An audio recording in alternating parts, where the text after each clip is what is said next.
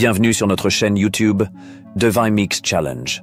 Nous vous invitons à plonger dans un univers mystérieux où chaque énigme est un voyage à travers des récits qui dissimulent des indices. L'histoire commence ici et maintenant. Dans le village reculé de Valombre, une étrange épidémie se répandait. Les habitants, frappés par un malaise omniprésent, se plaignaient d'un épuisement incessant. Les nuits sans répit ajoutaient à leur tourment psychique et chaque contact, même léger, provoquait une réaction exacerbée. Les médecins, perplexes, multipliaient les tests sanguins et les examens neurologiques, mais les résultats ne révélaient rien de concluant.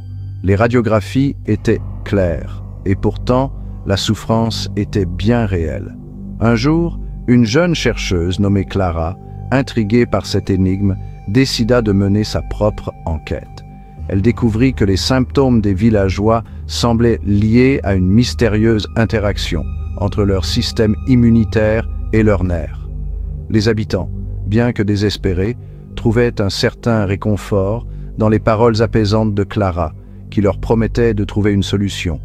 Clara rencontra d'abord Émile, un fermier robuste qui, malgré sa force apparente, était accablé par une fatigue incessante. « Je ne comprends pas, dit-il, je me sens épuisé, même après une nuit entière de sommeil. » Clara nota ses symptômes et continua son enquête.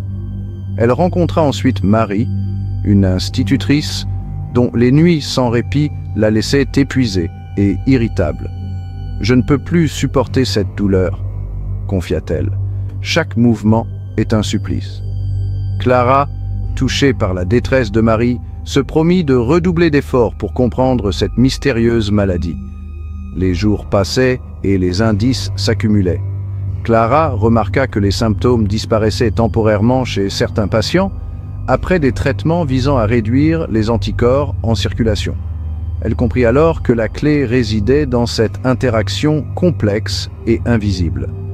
Un soir, alors qu'elle examinait les résultats des tests, Clara eut une révélation.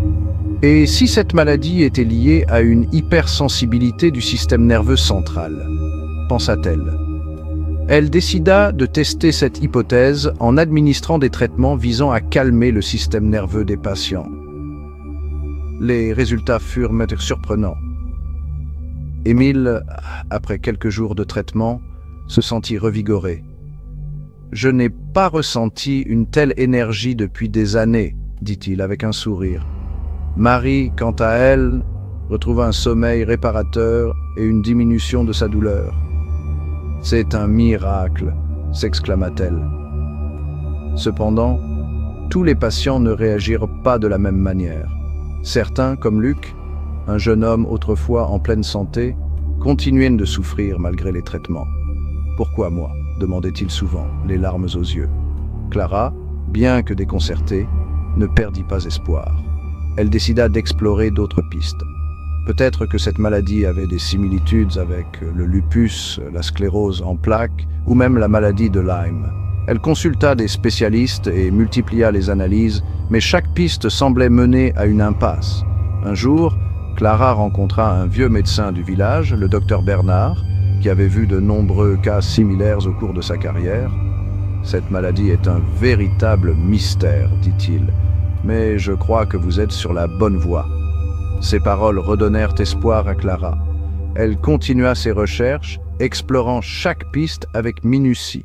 Elle découvrit que certains patients présentaient des anomalies dans leur système immunitaire similaires à celles observées dans des maladies auto-immunes. Peut-être que cette maladie est une forme rare et complexe d'auto-immunité, pensa-t-elle. Les mois passèrent et Clara fit des progrès significatifs. Elle développa un traitement combinant des immunosuppresseurs et des thérapies visant à calmer le système nerveux. Les résultats furent prometteurs et de nombreux patients retrouvèrent une vie presque normale. Cependant, le mystère restait entier. Clara savait que cette maladie était unique, différente de toutes les autres. Elle continua ses recherches, déterminée à percer tous ses secrets. Chers abonnés, la maladie centrale, qui est le fil conducteur de cette histoire, est une maladie auto-immune. Pensez-vous pouvoir déterminer quel est ce fil conducteur? Le nombre de mots composant la réponse est inclusivement entre 2 et 9.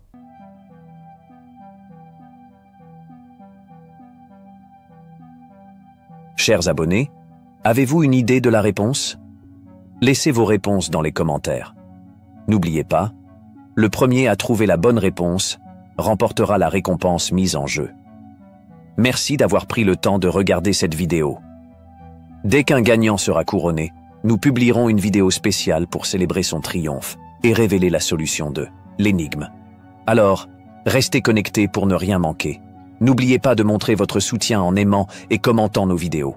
Abonnez-vous pour être parmi les premiers à découvrir nos nouveaux défis.